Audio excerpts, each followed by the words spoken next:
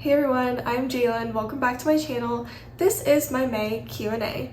Every month over on Instagram, you guys ask me questions that you want me to answer from a social media manager's point of view, whether it's Instagram strategy tips, growth ideas, or simply content ideas. If you missed out on the opportunity to ask me a question this time, make sure you go follow me on Instagram and watch out for my Q&A stories. I also asked my broadcast channel for questions as well. You can also comment down below if you have a question you want me to answer next time. Make sure you subscribe to my channel and watch out for June's question and answer. The first question is, give us a Meta Verified update. So if you've been following me for a while, about 2 years ago when Meta Verified first came out, I did a trial run for about 3 months to see if Meta Verified was worth it.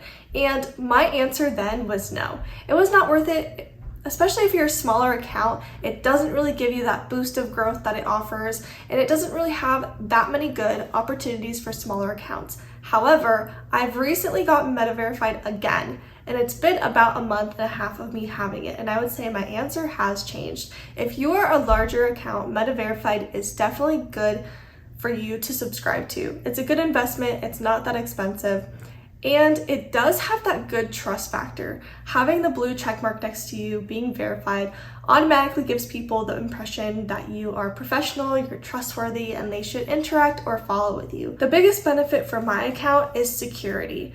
I have been getting a lot of spam. I'm scared of security risks or people breaking into my account, and Meta Verified gives me that ease of my anxiety. So long answer short, is it worth it? Yes, for bigger accounts, not really so much for smaller accounts. Next question I got is from this user who commented over on my Instagram post asking, is it still important to engage 10 to 15 minutes before and after you post? Now, this is something that social media managers and marketing experts have been saying for years in the Instagram space. But in my personal opinion, it doesn't have to be an exact time frame for engagement. I used to even tell my clients to engage before and after posting, but now that years have passed and I've kind of tested out the different engagement strategies on my own and with my own clients, my answer is engage authentically. Do not do it at a specific time every single day. Don't do it specifically before and after you're posting, because this can come off looking spammy towards Instagram. If you're doing it every single day at 12 o'clock at noon, it's kind of random. So making sure you're doing it in a way that's in the morning, in the afternoon, in the evening, before you're posting, a few hours after you're posting, responding to comments from the day before, responding to messages from the day before. Doing it organically and in a way that's authentic is best. So no, you don't have to specifically do it 10 to 15 minutes before and after, but do it in your own time. And the second part of this is, if I have an engagement strategy that I would recommend, I would say don't just randomly like and comment on a bunch of random posts or stories. One thing I like to do is split it up between who is your ideal client, make sure you're engaging with them, and who is in your niche, who are your competitors, and engage with them as well. That way you have both sides. I like to respond to people's stories, asking them questions related to what the story is, and like and comment on other people's posts. The third part of this is make sure it's not just people who you're following. Make sure it's people who you're not following as well. The next question I got is, people have been saying my branding is too neutral and I want to add a pop of color in there. How do I do this? How do I balance out all of the colors? So my first suggestion would be, don't just change your branding because somebody told you that it's too neutral, too minimal, or that you have to add color. Your brand is yours. Make it how you want it. And don't just change your branding every few months just because you want to keep up with trends. I know that a lot of people are starting to add color back into their branding because we're kind of going out of that neutral phase that we were in this last few years. So one thing that you could do is have an accent color. So say your main colors are like neutral browns, tans, whites, creams, and you want to add a pop of pink or blue in there. You could start to add it in some elements like lines or even a highlight of a word. That way it's not just randomly starting to add in everything, and it's just a few core elements on your Instagram page. You could even do this in different Canva templates. You could do it in your highlight covers. You could do it in your pinned posts or even some reel covers. That way it starts to integrate naturally. Next question I got is, how do you avoid burnout? Now, this is something I'm frequently asked over my Instagram and even as a business owner. This is something that I've been experiencing lately as well. So I mean, you cannot avoid burnout. It's going to happen naturally. It doesn't matter how efficient you are, it's going to happen. It doesn't matter how busy or how not busy you are. It's just something that naturally happens to us, especially as if we've been doing this for so long. Now, I've been a business owner for almost 3 years now, a social media manager for 7 or 8 years, and this is something that I've struggled with on and off. The best thing that you could do is make sure that your workload is optimized and not super crazy. Right now, I'm not accepting too many new clients. I'm not taking on too many projects. I'm making sure that now that we're going into summertime, that I'm making sure I have a good work-life balance. So I'm not working on the weekends, not working too late at night. And this also goes into posting, making sure that you have some content ideas already planned, already written out. The best thing I like to do is a signature series so that I always, if I have nothing to post, I could post a new part to my series. So right now I'm doing Canva fonts, elements, colors, branding. I'm even considering doing Canva apps that I recommend. That way I have a good series going that I could always just add something in there. Now, burnout is natural. If it's not happening to you, that is something to be concerned about. But there are things that you could do. Make sure you have tools that help you. I like to use AI. I like to use Canva. I like to use Notion for organizing my to-do list. Making sure you're keeping yourself accountable too. That's a way I would say to avoid burnout, no, but to help combat it. The next question I got was, what was your process when you started out, and how long was it before you started to see results or a following? So when I first put all of my energy into my Instagram about 2.5 years ago, it took me about 6 or so months to start seeing big results. I started with less than 200 followers and now I have around 77,000 followers. So in about 2.5 years, that's how much I've grown. My process when I first started out is I was posting daily. I was posting only reels, talking videos, B-roll reels, memes, and I was posting in my story every single day as well. I was posting on Instagram, TikTok, and YouTube. Since now things have changed, I am posting daily on Instagram still, but I'm only posting about 3 times a week on other platforms. I also am a little bit different now. I post a content mix of reels and carousels. That way I have a good mix of both of them. My following has increased gradually over the last 3 years.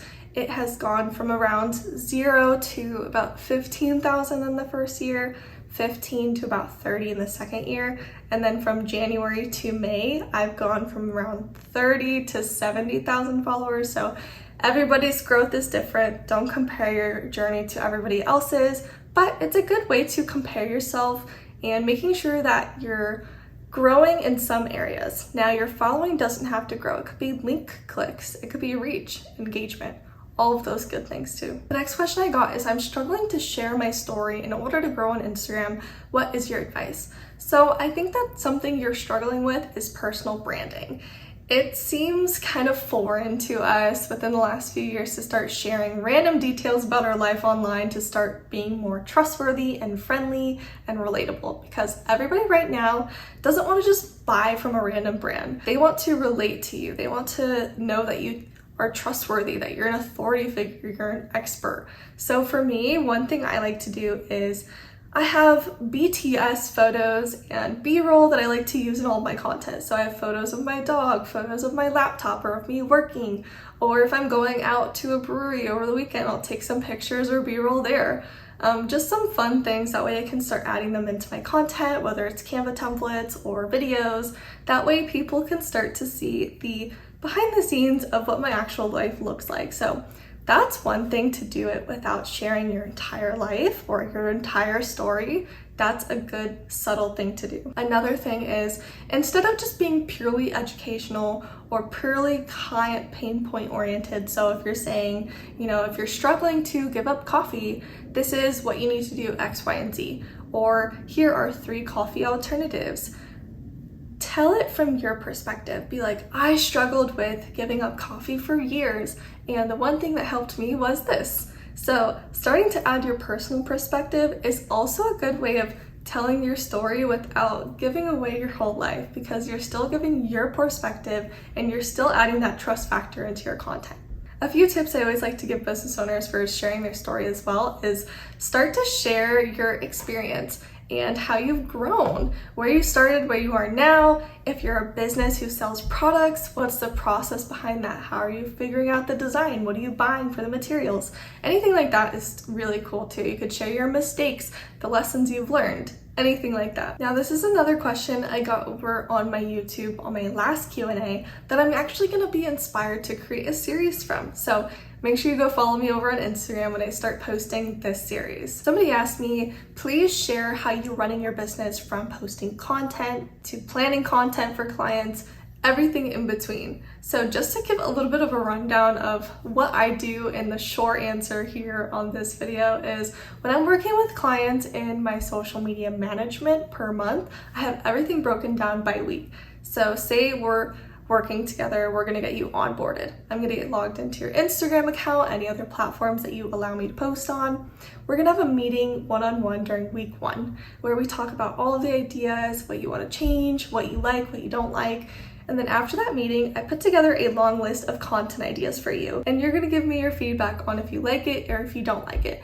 Then once I have your feedback from those content ideas, I'll turn it into a monthly outline with videos, carousels, Canva templates, and during that time, I'll also give you a list of things that you can film for me. Because I work with my clients remotely, I give them a list of content ideas that I need from them to film. So B-roll clips, pictures, BTS content. If they have a talking video, I'll give them a short script to inspire them to film for me.